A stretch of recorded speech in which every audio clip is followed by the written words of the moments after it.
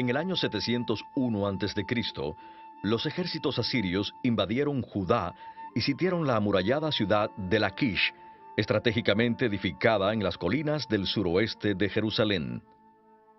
Desde las altas murallas de esta ciudad podía verse directamente hacia las colinas cercanas a Jerusalén, lo mismo que hacia otras ciudades en la línea de defensa, por ejemplo, Azeca. Además de los relatos bíblicos en 2 Reyes 18 y 2 Crónicas 32, la conquista de Laquish ha quedado representada en los monumentales relieves de piedra hallados en el palacio del rey asirio Senaquerib en Nínive.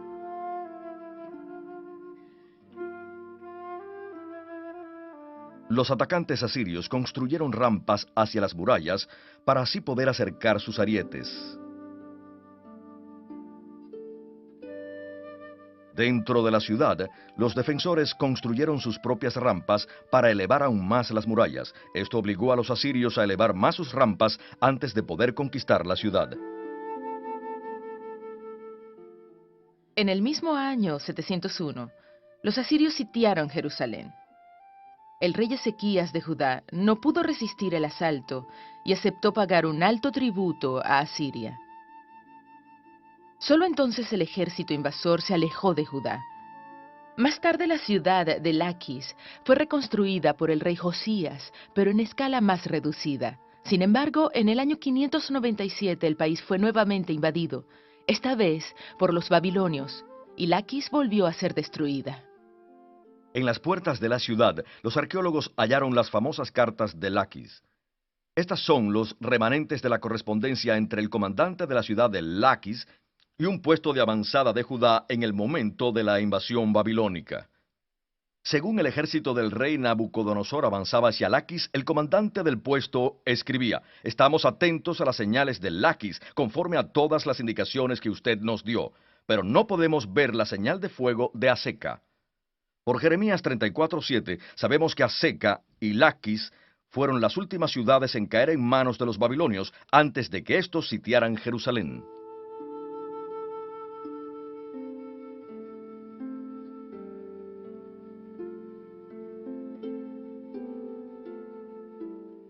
En la antigüedad, muchas ciudades estaban rodeadas por una alta muralla de protección. Si un ejército atacaba, podía intentar trepar a la fortaleza mediante el uso de escaleras, y a veces hasta abrir una brecha en la muralla rompiéndola con martillos o hachas, o derribando o quemando la puerta de la ciudad. Era frecuente, sin embargo, penetrar por la muralla embistiéndola con un ariete. Este era un tronco pesado con el que se golpeaba repetidamente la puerta o algún punto de la muralla hasta que ésta o la puerta cedían.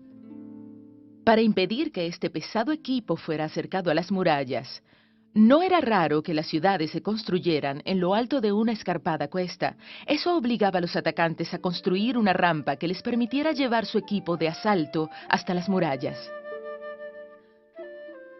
Por lo general, entrar desde abajo implicaba el largo proceso de cavar un túnel por debajo de la muralla.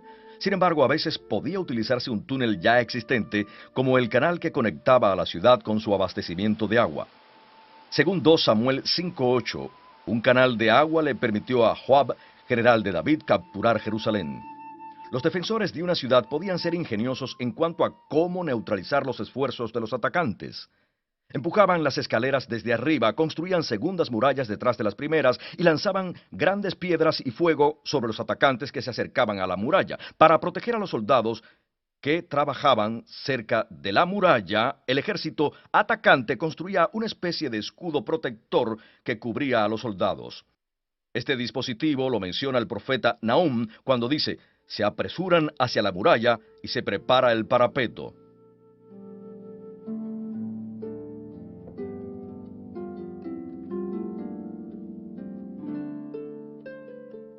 Según 2 Reyes 17, después que los asirios conquistaron el reino del norte de Israel a fines del siglo VIII a.C., desterraron a la población judía y a muchos los llevaron a diferentes partes del imperio asirio.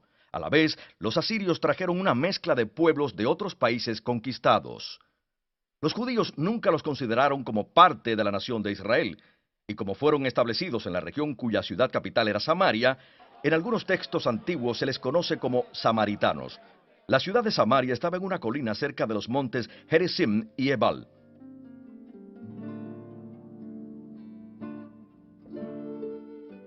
El capítulo 4 de Esdras narra que los samaritanos se opusieron a la reconstrucción de las murallas de Jerusalén y del templo. Los profetas contemporáneos Ageo y Zacarías no mencionan esto, lo cual solo refleja las condiciones de la época de Nehemías. Es posible que los samaritanos hayan construido su templo durante el siglo IV antes de Cristo, aunque no se han hallado restos. Algunas fuentes hablan de su destrucción en el 128 antes de Cristo. En los días del Nuevo Testamento no había ningún templo en el monte Gerizim. Los samaritanos eran menospreciados por los judíos y había poco contacto entre estos dos pueblos. Hasta el día de hoy, algunos pocos samaritanos han sobrevivido en dos áreas de Israel. Mantienen muchas de sus costumbres ancestrales y han preservado su propio texto antiguo de los 5 libros de Moisés.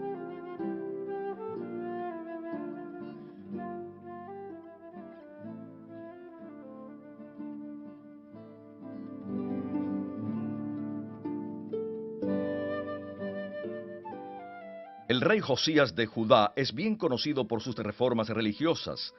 Centralizó la adoración del Señor en Jerusalén y destruyó todos los lugares en los alrededores de Jerusalén donde se practicaban los cultos, como aquí en el valle de Gehenna.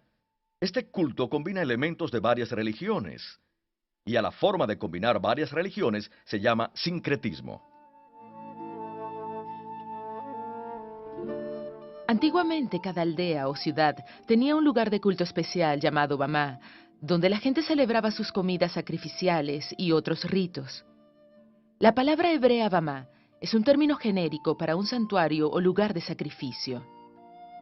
Mientras que en el libro primero de Reyes 8 tiene connotaciones positivas antes de la construcción del templo, por lo general después de ese acontecimiento, el redactor del libro primero Reyes condena como ilegítimos tales lugares de culto. El Señor debía ser adorado solamente en Jerusalén. El rey Josías mandó a reparar el templo. Mientras se reparaba, encontraron un pergamino que el texto de Segundo Reyes llama el libro de la ley. Muchos eruditos creen que este rollo contenía la mayor parte del libro de Deuteronomio. Josías lo hizo público al ordenar su lectura en voz alta ante una asamblea de hombres de Judá e Israel. El rollo proclamaba que el Señor había elegido un lugar donde residiría y donde recibiría los sacrificios. Después de este dramático descubrimiento, Josías reformó la religión de Israel de acuerdo con las leyes escritas en este libro del pacto. Después de la caída del imperio asirio, pasó algún tiempo antes de que los babilonios establecieran su autoridad en Siria, Fenicia y Canaán. Los egipcios aprovecharon la situación e intentaron reafirmar su propia influencia en esas áreas. En el 609 a.C., el rey egipcio Necao vino de Egipto con un gran ejército.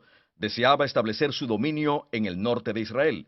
Pidió al rey Josías de Judá permiso para pasar por Judá e Israel, pero Josías se opuso y salió contra él con su pequeño ejército. Fue un error fatal. El ejército de Judá fue derrotado en Megido. Josías mismo fue herido en la batalla y murió más tarde en Jerusalén.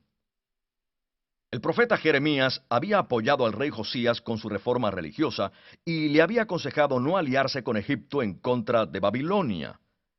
Jeremías trató de dar el mismo consejo después al rey Sedequías. Este rey no apreció el consejo y ordenó que el profeta fuera a prisión, la cual era una cisterna bajo tierra.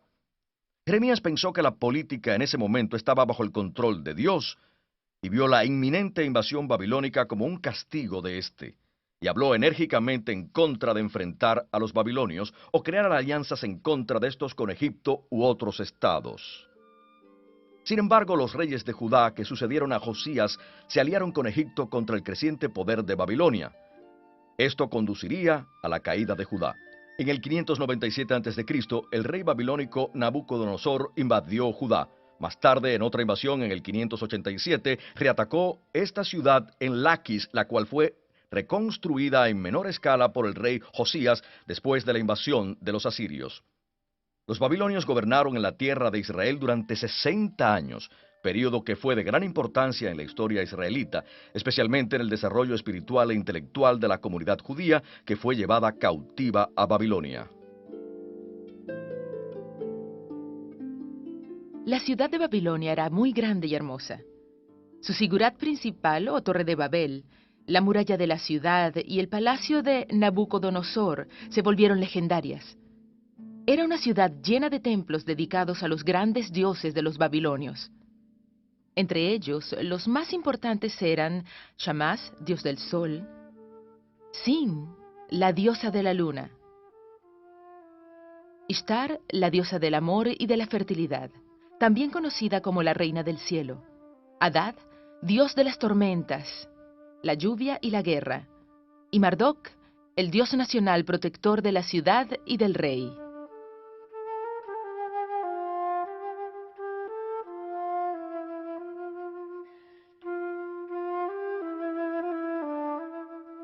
Los dioses babilónicos estaban representados por estatuas de oro con incrustaciones de diamantes. Se les mantenía ocultas en los templos, donde generalmente eran lavadas, alimentadas, atendidas y cuidadas por los sacerdotes. Solamente una vez al año eran llevadas en carruajes de los templos al río, donde el pueblo podía verlas. A esta ruta, especialmente preparada para ello, se le llamaba la Vía de la Procesión. Esta hermosa carretera estaba reservada exclusivamente para los dioses. En su camino al río y a su regreso, la procesión pasaba por la imponente puerta de Ishtar. En las puertas la gente podía ver las imágenes de los dioses Adad y Marduk. Este último estaba simbolizado por un dragón, que era un animal con cabeza de serpiente, cola de escorpión, piernas traseras de águila y piernas delanteras de león. Adad, el dios del tiempo, estaba representado por un toro, que era el símbolo de la vitalidad y de lo impredecible. En las murallas había leones, que eran el símbolo de la diosa Ishtar.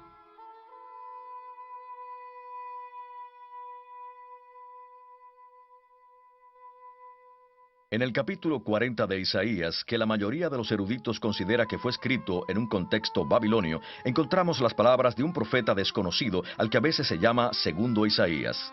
Preparen al Señor un camino en el desierto, tracen para nuestro Dios una calzada recta en la región estéril. Entonces mostrará el Señor su gloria y todos los hombres juntos la verán. El Dios de Israel viajará por un camino preparado especialmente para él, y todos lo verán. Este camino se volverá también una senda a través del desierto, para que los exiliados vuelvan de Babilonia a Jerusalén, su patria.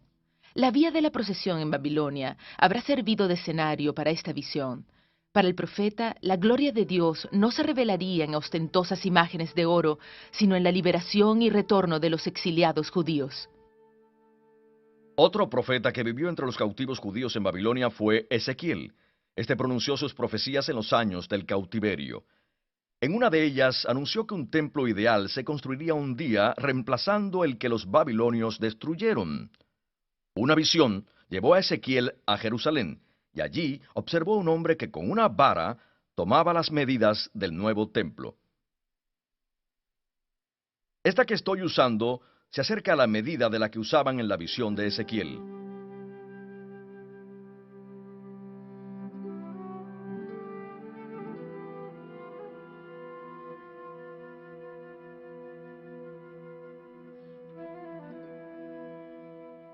El imperio neobabilonio no duró mucho. Babilonia cayó de repente en el año 539, tal vez como resultado de la colaboración entre algunos de la élite babilónica con el enemigo persa. Ciro, rey de Persa, entró en Babilonia el 30 de octubre de ese año. Muchos lo vieron como un libertador. En el libro de Isaías se le llama el ungido del Señor, o sea, el instrumento divino para la liberación de los cautivos. Ciro adoraba a Ahura Mazda como su dios supremo y protector personal. Este dios no se menciona en la Biblia. En muchas estatuas y relieves de reyes persas, aparece sobre la cabeza del rey un disco solar con alas, cabeza humana y garras de pájaro. Muchos eruditos concuerdan en que este emblema es una representación de Ahura Mazda. Después de conquistar el imperio neobabilonio, Ciro derrotó a Creso, rey de Lidia en el Asia Menor, y despojó a ese reino de todos sus legendarios tesoros. Cuando Ciro murió, su imperio abarcaba el área que es hoy Irán, Mesopotamia, Fenicia, la tierra de Israel, y toda el Asia Menor, con sus prósperas ciudades griegas como Éfeso y Mileto.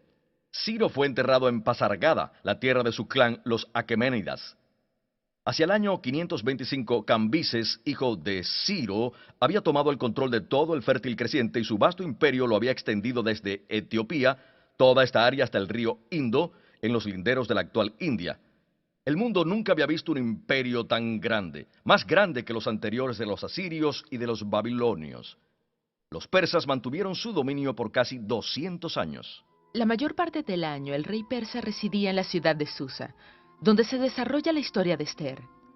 Durante el verano, el rey escapaba del extremo calor de Susa y vivía en la ciudad de Ecbatana, en los Montes Sagros, 600 kilómetros al noreste de Susa. Según una tradición tardía, Esther y Mardoqueo fueron enterrados en Ecbatana. Actualmente la moderna ciudad de Hamadán cubre el sitio de esta ancestral ciudad. Ecbatana era la antigua capital de los medos, tribu relacionada con los persas. Durante los últimos años del imperio neobabilonio, los persas habían llegado a ser una nación poderosa. La madre de Ciro el Grande era la hija de uno de los reyes medos. Ciro había convertido a medos y persas en una poderosa federación. En sus orígenes, los medos y los persas eran nómadas. Durante los meses de invierno vivían con sus ovejas y ganados en las regiones más bajas, mientras que en verano se trasladaban con sus rebaños a las montañas. La región en torno de la ciudad de Susa era habitada por los elamitas durante el segundo milenio antes de Cristo. La cultura de los elamitas era semejante a las culturas de Mesopotamia. El Sigurat, cercano a Susa, actualmente en restauración, es un testimonio de la antigua estirpe elamita. Los arqueólogos aún están desenterrando esta antigua cultura. Los elamitas también fueron parte de la Federación Persa y junto con los medos formaron la espina dorsal de la poderosa estructura persa. Los reyes persas acostumbraban erigir enormes estatuas de sí mismos como símbolo de su esplendor y poder. El libro de Daniel nos cuenta que el rey Darío II ordenaba a sus súbditos adorar tal estatua. Cuando Daniel se negó, fue lanzado a un foso donde había leones. A menudo los reyes persas mantenían un parque zoológico privado. La guarida de los leones pudo haber estado aquí, en algún lugar cercano al palacio.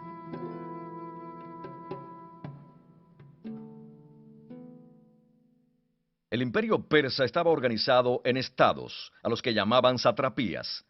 Cada estado tenía su gobernador o sátrapa. Judá era parte de la satrapía al otro lado del río Éufrates. De los libros de Daniel, Esther, Esdras y los últimos profetas, podemos concluir que en los diferentes centros del imperio persa había comunidades judías. Con el tiempo sus condiciones cambiaron. El libro de Daniel demuestra que la nobleza judía servía en la corte y que en cierta ocasión una joven judía llamada Esther llegó a ser una de las esposas del rey de reyes.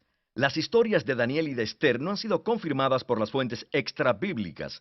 Sin embargo, sabemos que los soberanos orientales tenían como política que los nobles de los pueblos del imperio debían servir en la corte del rey. Es posible entonces que Daniel haya servido en la corte del último soberano babilonio y de 3 de los reyes persas, es decir, Ciro, Cambises y Darío.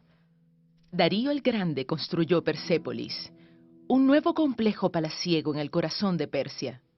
Allí concentró todos los tesoros que los ejércitos persas habían capturado en Mesopotamia, Egipto, Fenicia y el Asia Menor. La ciudad de Persépolis era realmente la bóveda donde se guardaba el tesoro del mundo de esos días. Su lujo y su belleza eran proverbiales. Cuando Alejandro Magno conquistó Persépolis, necesitó una gran cantidad de mulas y 3.000 camellos para acarrear los tesoros, que eran 4 millones de kilogramos de plata. Persépolis fue construida con un propósito muy especial, que era la celebración del Año Nuevo. Cada año, a fines de febrero, al acercarse la primavera, el rey viajaba de Susa a Persépolis. Allí, el 21 de marzo se realizaban varios rituales que simbolizaban la muerte de los poderes mortales del invierno y la victoria de los poderes de la vida. Los astrónomos indicaban con gran precisión cuándo el rey debía realizar los ritos del Año Nuevo. Hallamos en los salones de audiencia del palacio muchos relieves que muestran a un león que representa la primavera matando a un toro que representa al invierno. Durante el festival de Año Nuevo, todas las naciones sujetas al imperio persa enviaban al rey grandes regalos y otras muestras de lealtad. En los muros de los salones de audiencia se ve representada gente de diversas culturas y razas. desde los indios cercanos al río Indo hasta los etíopes de África. Cada nación puede reconocerse por su ropa y sus peinados.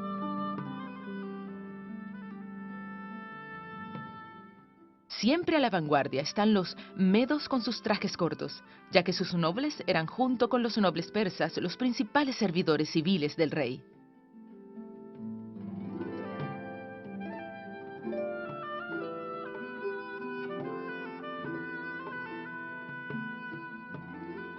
Los persas no enterraban a sus muertos, sino que exponían sus cadáveres sobre las rocas, donde eran devorados por los pájaros. Los huesos que quedaban eran recogidos y colocados en tumbas de piedra. No lejos de Persépolis encontramos las tumbas de piedra de 4 reyes persas que se cree son los de Darío I, Darío II el Grande, Jerjes y Artajerjes.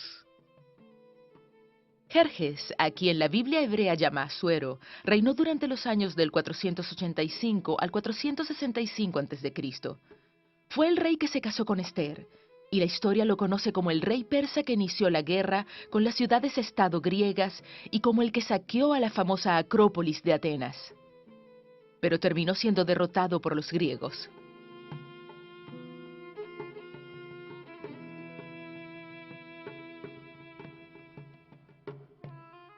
Como un año después de la victoria de Ciro sobre los babilonios, este decretó que los exiliados judíos podían volver a su tierra y reconstruir su templo.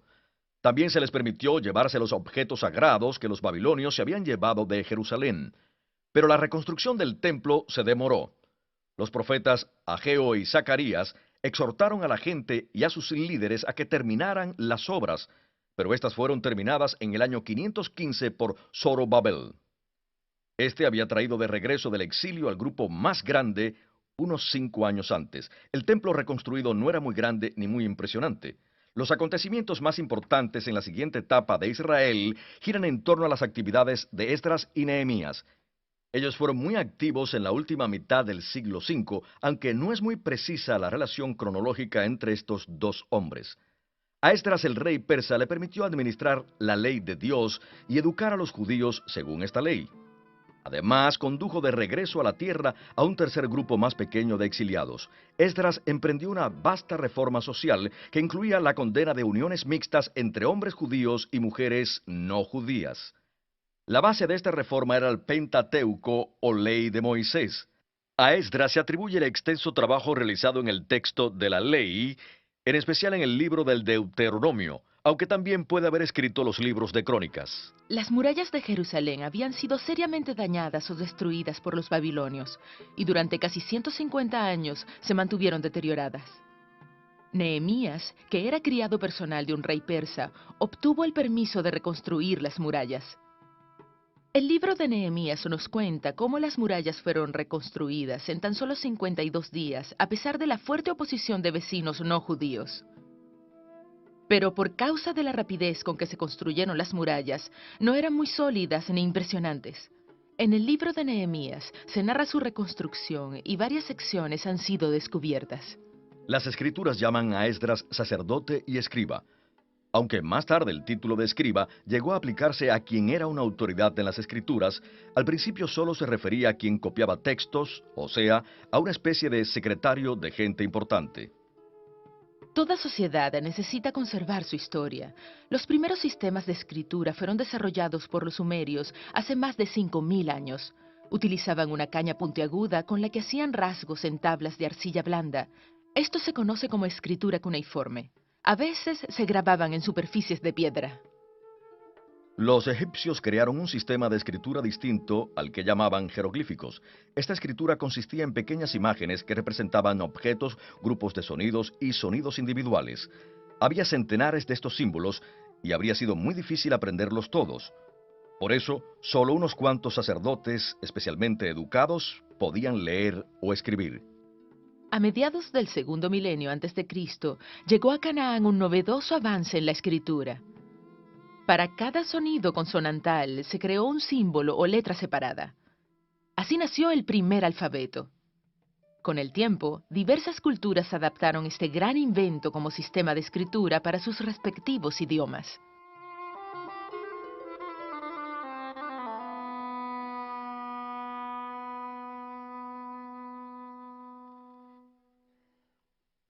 Dos materiales principales se usaban para hacer documentos, el papel y el pergamino. El papel se hacía de la planta del papiro, que se cosechaba en el delta del río Nilo en Egipto. La materia prima se tomaba de las plantas más largas, que alcanzan más de 10 metros de altura. La corteza verde exterior se pelaba con un cuchillo, y la médula interior se cortaba en tiras finas, sobre las que se pasaba un rodillo contra una superficie plana. Las tiras enrolladas se cortaban según la longitud requerida. Las hojas de papiro se hacían colocando tiras paralelamente, tanto en forma horizontal como vertical, que luego se presionaban juntas. La hoja así formada se cubría con fieltro en ambos lados y luego se secaba en una prensa. Fragmentos de papiro, algunos de los cuales incluyen textos bíblicos del Antiguo Testamento, se han hallado entre los rollos del Mar Muerto en la antigua biblioteca de la comunidad de Qumran, en el desierto de Judea.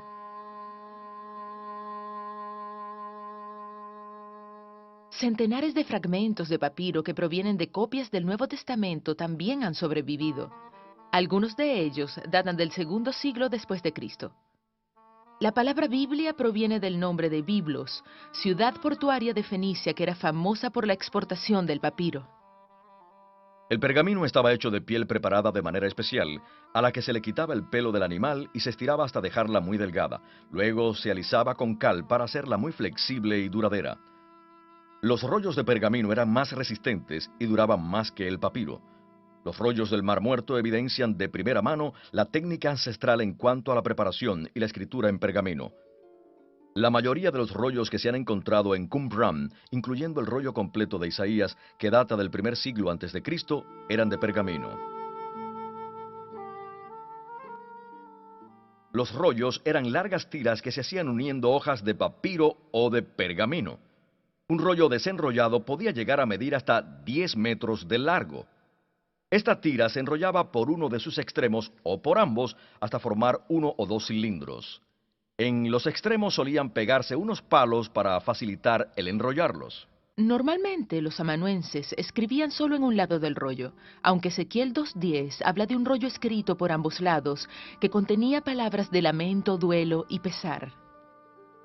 El códice o libro encuadernado con páginas individuales vino a usarse en el siglo I antes de Cristo, y su uso se generalizó uno o dos siglos después. Así que los libros del Antiguo Testamento, los deuterocanónicos y tal vez el Nuevo Testamento eran rollos, no cuadernos. Si una carta o documento debía enviarse a alguna parte, primero se ataba bien y luego se sellaba con un sello de arcilla o de cera derretida. Sobre la cera o arcilla aún blanda, el remitente estampaba su sello, que podía ser un anillo o un dispositivo especial. En cuanto la arcilla o la cera se endurecía, un mensajero se llevaba el rollo. Antes de que el documento pudiera ser leído, tenía que romperse el sello. Para escribir en un rollo normalmente se usaba una pluma hecha de caña.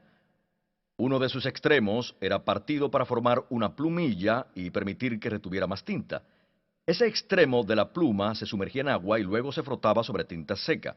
Esto producía una pequeña cantidad de tinta líquida en el extremo de la pluma con la que se escribían algunas letras antes de repetir el proceso. El capítulo 9 de Ezequiel menciona un estuche de escriba para llevar varias plumas y un trozo de tinta seca.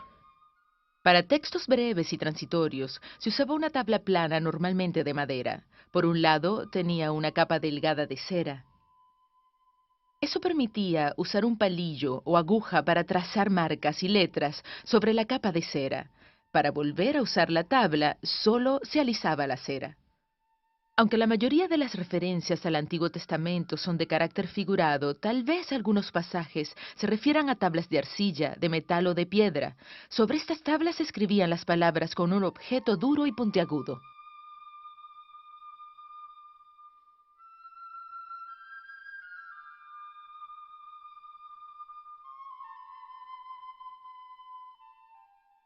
Durante varios siglos, los persas habían trabado combate con los griegos en guerras ocasionales, y aunque a veces algunos de los lados en conflicto lograba avanzar en territorio enemigo, la mayoría de estas guerras tuvo lugar en el Asia Menor, en un área extensa situada entre las dos naciones. Entre los años 334 y 323 a.C., Alejandro, rey de Macedonia, al norte de Grecia, lanzó una serie de temerarias campañas por cada rincón del imperio persa. En varias ocasiones derrotó a los persas y logró dominar a todo el imperio. Cuando Alejandro entró en Persépolis, dejó que sus soldados saquearan las casas de la gente rica que allí vivía. Aunque lo hizo en represalia del saqueo anterior de los persas en la Acrópolis de Atenas, era la primera vez en su larga campaña que Alejandro permitía tal pillaje. Su primer objetivo general era el de ganarse el apoyo popular del pueblo persa y ser reconocido como su legítimo soberano y no solo como un conquistador extranjero. Mientras Alejandro estaba en Persépolis, se produjo un incendio que destruyó el magnífico palacio privado de los reyes persas. Todavía discuten los historiadores si el fuego fue el resultado de una acción deliberada o si fue un accidente.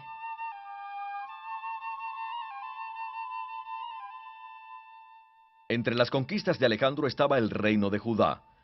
Después de su muerte en 323, su imperio se dividió entre sus 4 principales generales. Al principio el reino de Judá estuvo bajo el control de los Ptolomeos de Egipto. A comienzos del siglo III a.C., los ejércitos seleucidas de Siria derrotaron a los Ptolomeos en Paneión, al norte de Israel, y tomaron el control de Judá. El capítulo 11 del libro de Daniel habla de muchos de los acontecimientos en torno a este periodo. La conquista de Alejandro no fue solo militar, sino también cultural. Sus soldados fundaron ciudades en las áreas conquistadas. Estas ciudades divulgaron la cultura griega que Alejandro tanto amaba, la cual llegó a todo su imperio. Esto jugó un papel muy importante en el proceso conocido como helenismo, que proviene del nombre griego Helas. Una de las consecuencias más significativas de la extensión cultural helenística fue el reemplazo del arameo por el griego koiné como lengua de comunicación comercial e internacional. El griego koiné es la lengua en la que se escribió el Nuevo Testamento. En el Nuevo Testamento se mencionan varias veces las ciudades de Decápolis, las cuales eran ciudades helenísticas. Gerasa era una de las ciudades de Decápolis. Eran 10 ciudades romanas que compartían la cultura helenística. La mayoría estaba al este del río Jordán. 2 estaban más al norte de Siria y otra en Israel al occidente del Jordán. En los evangelios se dice que Jesús visitó las ciudades de Decápolis.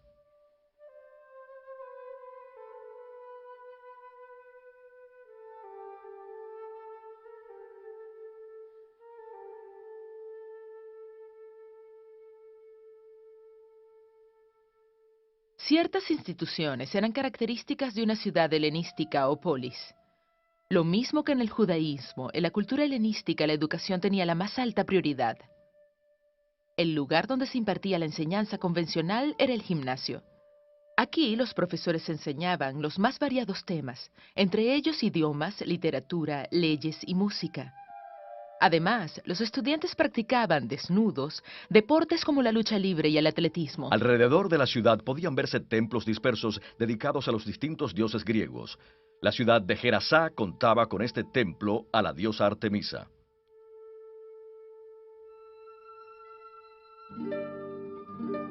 El hipódromo era una gran estructura abierta de forma ovalada.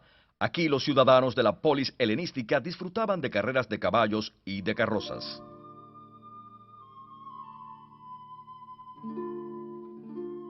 El teatro era una popular institución helenística que no se introdujo en Palestina hasta el período romano. Algunos teatros eran grandes.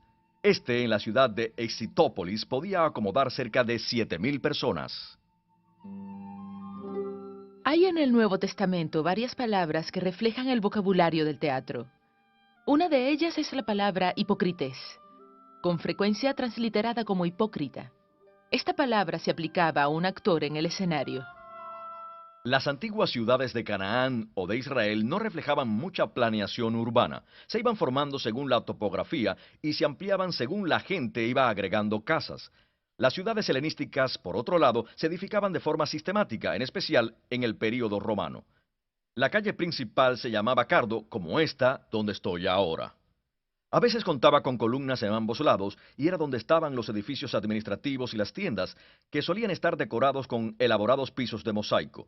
Los carros tirados por animales dejaban sus huellas en el pavimento. Cerca del centro de la ciudad normalmente había un espacio abierto llamado el ágora.